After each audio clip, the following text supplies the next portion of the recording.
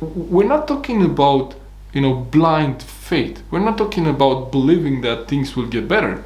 We're talking about building your self-confidence and your self-image in such a way that you're certain, you have faith in yourself, and you have faith that you would bring your desire to fruition.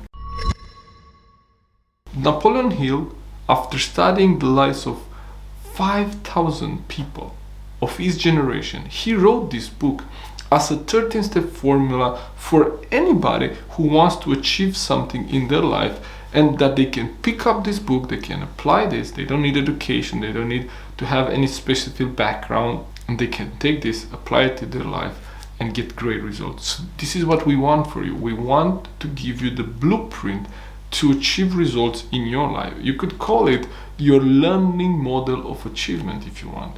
We will give you a blueprint that you can apply it, and you can get results every single time.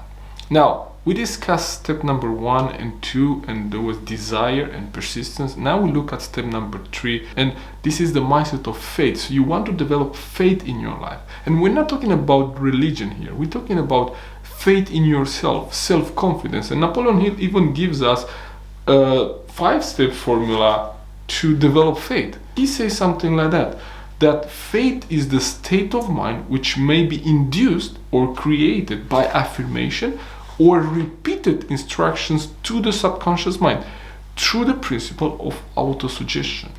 Think about that. We're not talking about, blind faith. We're not talking about believing that things will get better. We're talking about, building your self-confidence and your self-image in such a way that you're certain, you have faith in yourself, and you have faith that you would bring your desire to fruition. And he goes on to say that repetition of affirmation of orders to your subconscious mind is the only known method of voluntary development of the emotion of faith. What we're asking you is to build faith in yourself, self-confidence. That's a skill that we need in any situation.